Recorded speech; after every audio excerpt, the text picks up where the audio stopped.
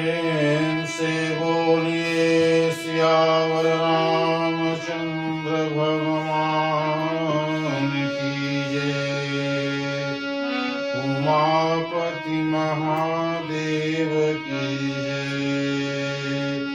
पवन सुत हनुमान जी महाराज की जय। बोलो भाई सब संतों की जय।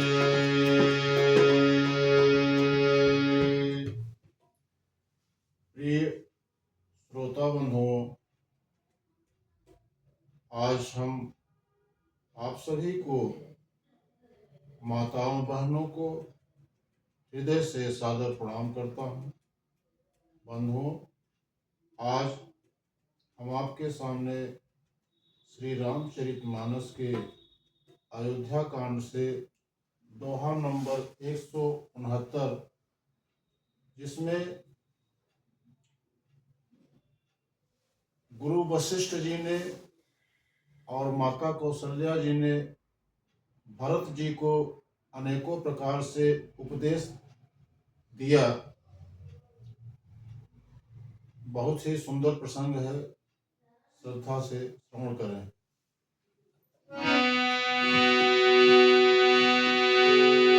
तात हृदय धीरज धरहु,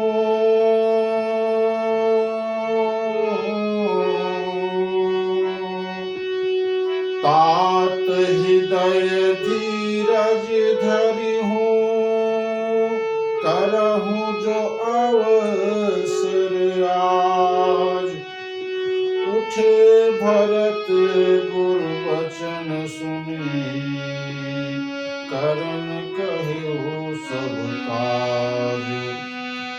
बनो, वशिष्ठ जी ने कहा भरत जी से, हे तात, हृदय में धीरज धरो और आज जिस कार्य के करने का अवसर है उसे करो। गुरु जी के वचन सुनकर भरत जी उठे और उन्होंने सब तैयारी करने के लिए कहा।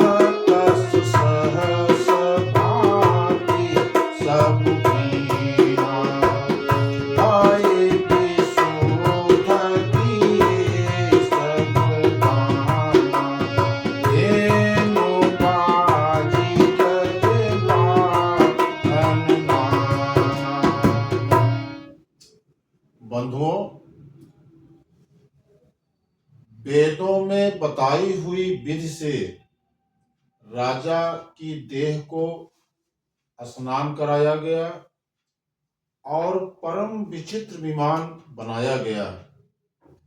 भरत जी ने सब माताओं को चरण पकड़ कर रखा, प्रार्थना करके उनको सती होने से रोक लिया और वे रानियां भी श्री राम के दर्शन की अभिलाषा से रह गईं।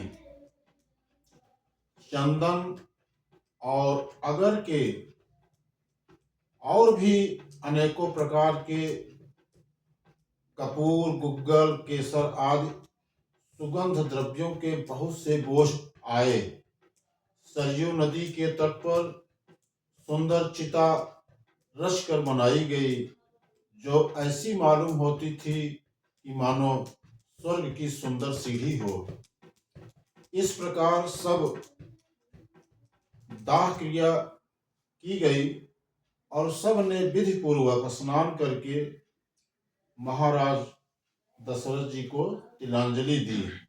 फिर वेद, स्मृति और पुराण सब का मत निश्चय करके उसके अनुसार भरत जी ने पिता का 10 कात्र विधान 10 दिनों के कृत्य किया।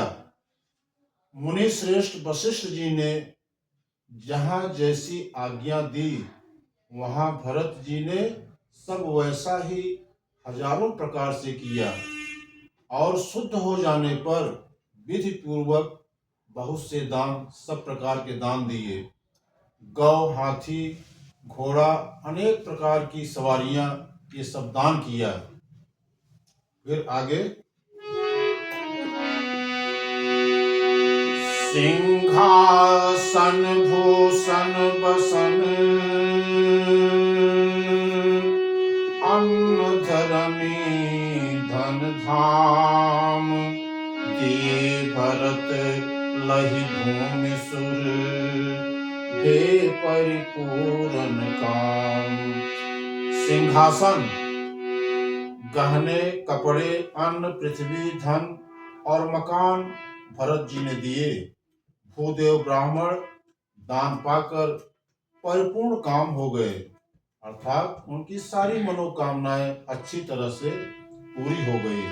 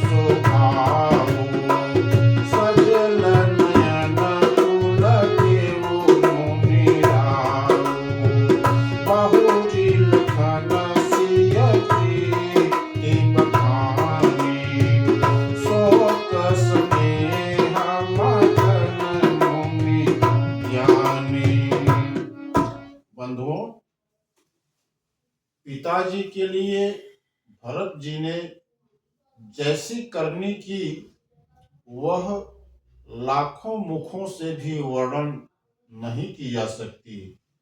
तब शुभ दिन शोध कर श्रेष्ठ मुनि वशिष्ठ जी आए और उन्होंने मंत्रियों तथा सब महाजनों को बुलवाया। सब लोग राजसभा में जाकर बैठ गए। तब मुनि जी ने भरत जी तथा शत्रुघ्न जी दोनों भाइयों को बुलावा भेजा। भरत जी को वशिष्ठ जी ने अपने पास बैठा लिया और नीति तथा धर्म से भरे हुए वचन कहे। क्या कहे? पहले तो कैकेयी ने जैसी कुटिल करनी की थी, श्रेष्ठ मुनि ने वह सारी कथा कही। फिर राजा के धर्मव्रत और सत्य की सराहना की। उन्होंने शरीर त्याग कर प्रेम को निभाया। श्री रामचंद्र जी के गुण, शील और स्वभाव का वर्णन करते करते तो मुनिराज के नेत्रों में जल भर आया और वे शरीर से पुलकित हो गए। फिर लक्ष्मण जी और सीता जी के प्रेम की बड़ाई करते हुए ज्ञानी मुनि शोक और स्नेह में मगन हो गए।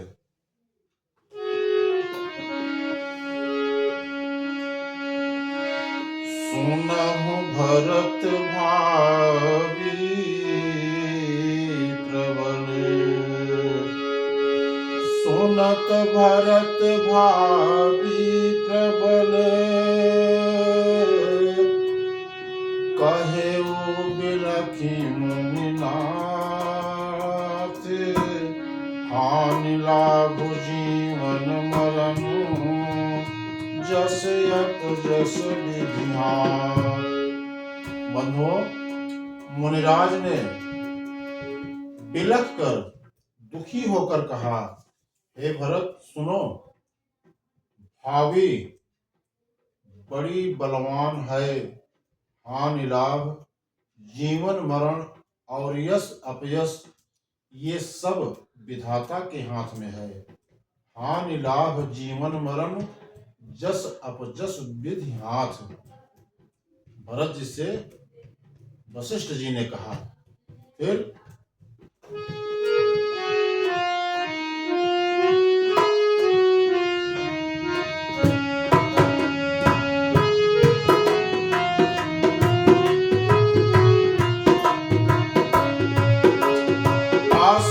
विचारी के ही तेरी दोषो, आस विचारी के ही तेरी दोषो, जर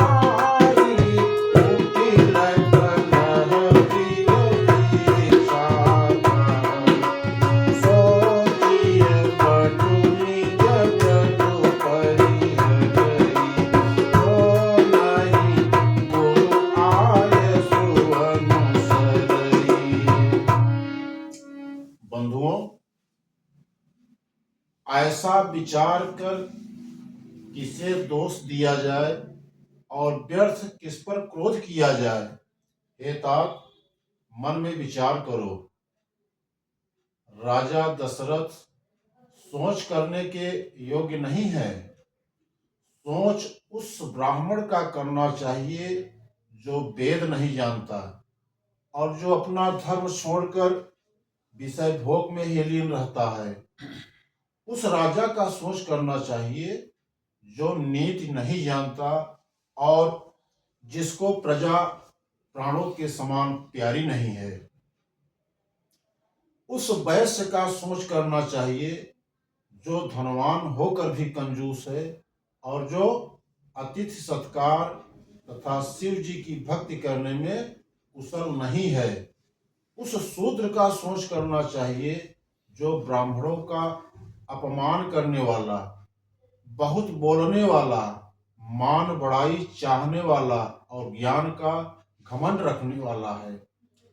पुनः उस स्त्री का सोच करना चाहिए जो पति को छलने वाली, कुटिल, कलह प्रिय और स्वेच्छाचारिणी है।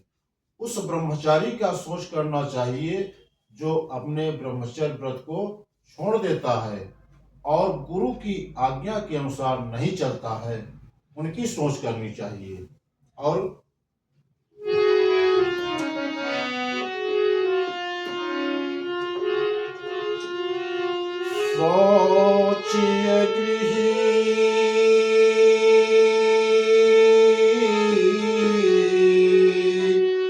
सोचिय गृही जो मोह बस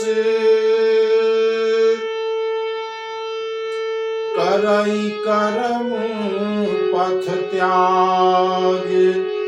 सोचिय जति प्रपंच रत विगत विवेक विराग।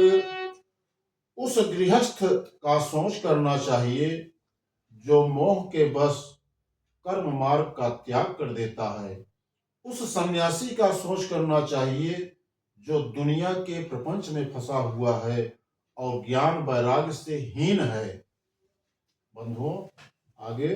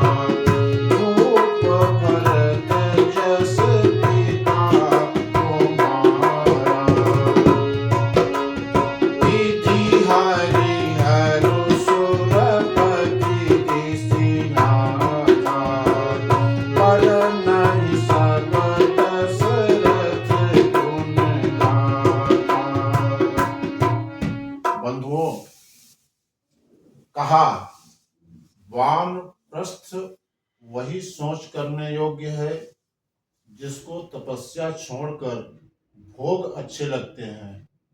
सोच उसका करना चाहिए जो चुगलखोर है, बिना किसी कारण के क्रोध करने वाला है तथा माता पिता, गुरु और भाई बंधुओं के साथ विरोध रखने वाला है, उसकी सोच करना चाहिए। सब विध सोची पर अपकारी, निज तन पोषक निर्दय भारी। सब प्रकार से सोच उसका करना चाहिए जो दूसरों का अनिष्ट करता है, अपने ही शरीर का पोषण करता है और बड़ा भारी निर्दयी है। और वह तो सभी प्रकार से सोच करने योग्य है जो छल छोड़कर श्री हरि का भक्त नहीं होता। कौशल राज दशरथ जी सोच करने योग्य नहीं है। सोचनीय नहीं कौशल राउ, भुवन चारि दस प्रगट प्रभाव। जिनका प्रभाव 14 लोकों में प्रकट है। हे भरत जी, तुम्हारे पिता जैसा राजा तो न हुआ है और न है और न आगे होने का है। विधि हरिहर सुरपति दिशना था, वर्ण ही सब दशरथ गुण गाथा। ब्रह्मा विष्णु शिव इंद्र और दिक्पाल सभी दशरथ जी के गुणों की कथाएं कहा करते हैं।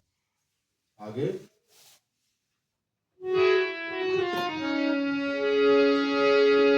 कहूँ तात के ही भांति को, करही बड़ाई तासु। राम लखन तुम शत्रुघ्न, सरिस सुमन सुच जासु। हे तात, कहो उनकी बड़ाई कोई किस प्रकार करेगा जिनको श्री राम, लक्ष्मण, तुम और शत्रुघ्न सरीखे पवित्र पुत्र हो।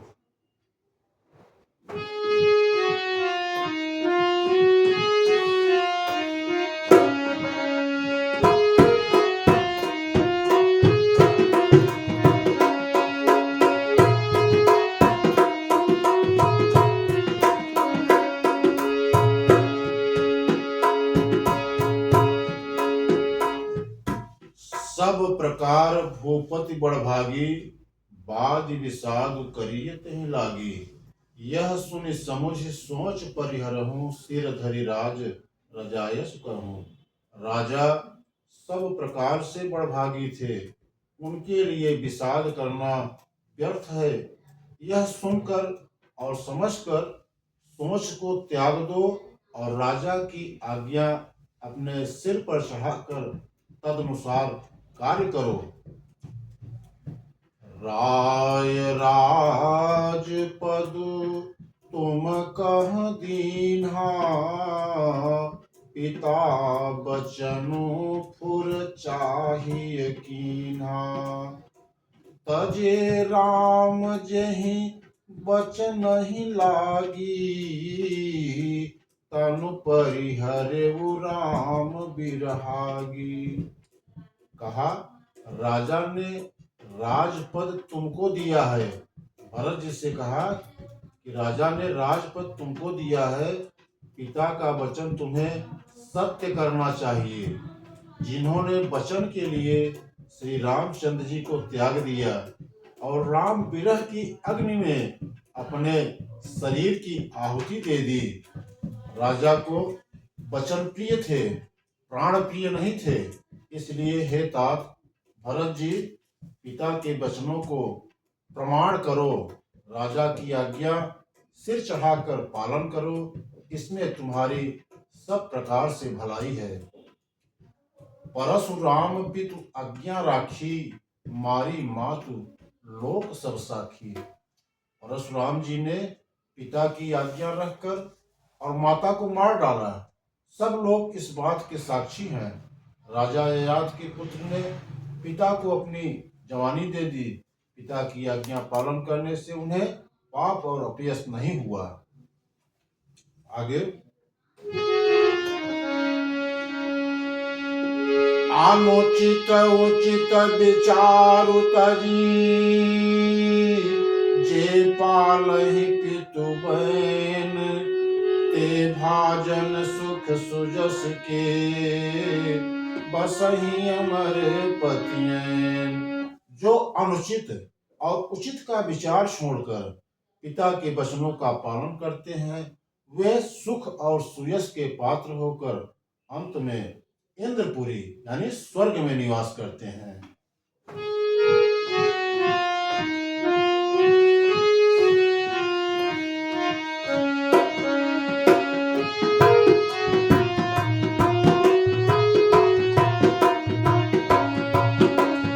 आवासी नरेश बचन पुर कारहूं,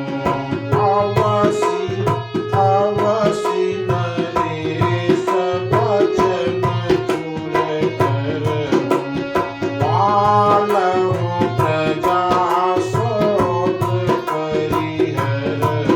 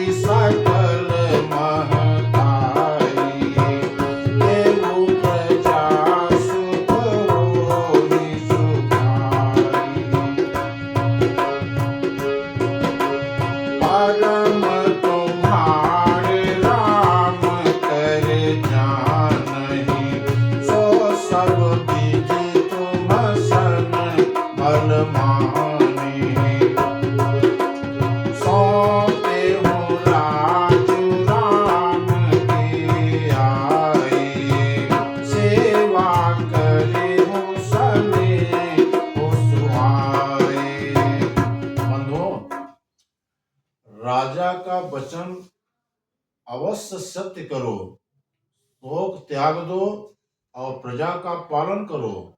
ऐसा करने से स्वर्ग में राजा संतोष पाएंगे और तुमको पुण्य और सुंदर यश मिलेगा, दोष नहीं लगेगा। वेद विदित सम्मत सब ही का, जहि पितु देई सो पावई टीका। यह वेद में प्रसिद्ध है और स्मृति पुराण आदि सभी शास्त्रों के द्वारा सम्मत है कि पिता जिसको दे वही राज तिलक पाता है। इसलिए तुम राज्य करो, ग्लानि का त्याग कर दो, मेरे वचन को हित समझ करके मानो। इस बात को सुनकर श्री रामचंद्र जी और जानकी जी सुख पाएंगे और कोई पंडित इसे अनुचित नहीं कहेगा। कौशल्या जी आदि तुम्हारी सब माताएं भी प्रजा के सुख से सुखी होंगी। परम तुम्हार राम कर जानहि, सो सब विधि तुम सन भल माने। जो तुम्हारे और श्री राम जी के श्रेष्ठ संबंध को जान लेगा, वह सभी प्रकार से तुमसे भला मानेगा।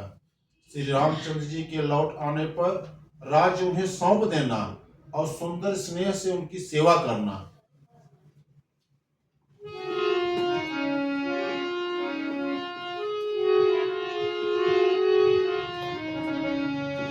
कीजिए गुरु आयसु अवसी, कहि सचिव कर जोरी, रघुपति आए उचित जस, तस तब करब बहोर। मंत्री हाथ जोड़कर कह रहे हैं, गुरु जी की आज्ञा का अवश्य ही पालन कीजिए। श्री रघुनाथ जी के लौट आने पर जैसा उचित हो तब फिर वैसा ही कीजिएगा। आगे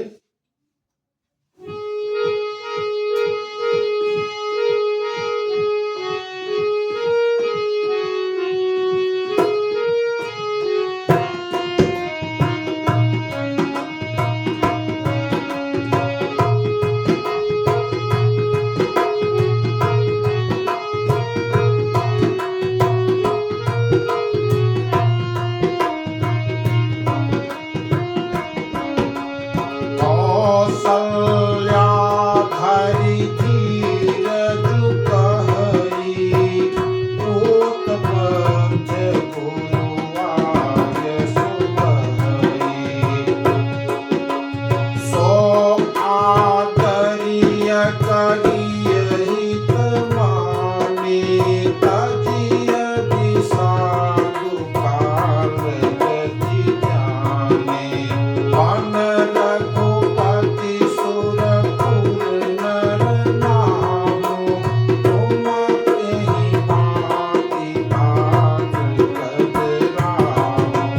परिजन प्रजा सचिव सब अम्बा, तुम सुख सब कह अवलंबा।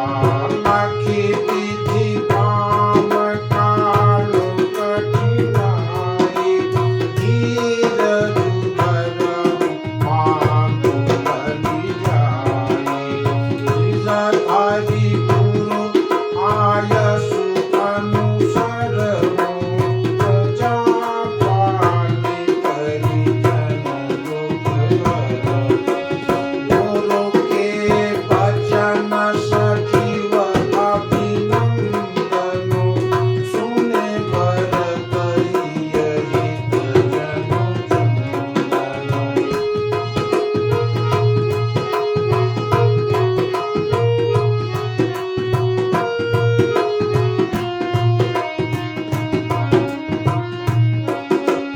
गुरु के बचन सजीव अभिनंदनु, सुने भरत हित जनु चंदनु। सुनी बहोरी मातु विदुवानी, शील स्नेह सरल रस सानी। बनो कौशल्या जी भी धीरज धर कर कह रही हैं कि हे पुत्र, गुरु जी की आज्ञा पथ्य रूप है, उनका आदर करना चाहिए और हित मानकर उसका पालन करना चाहिए। काल की गति को जानकर विषाद का त्याग कर देना चाहिए। श्री रघुनाथ जी वन में हैं, महाराज दशरथ जी का स्वर्ग का राज्य करने चले गए हैं, और हे तात, तुम इस प्रकार कातर हो रहे हो। हे पुत्र, कुटुंब, प्रजा, मंत्री और सब माताओं के सबके एक तुम ही सहारे हो। विधाता को प्रतिकूल और काल को कठोर देखकर धीरज धरो। माता तुम्हारी बलिहारी जाती है। गुरु की आज्ञा को सिर चढ़ाकर उसी के अनुसार कार्य करो और प्रजा का पालन कर कुटुंबियों का दुख हरो।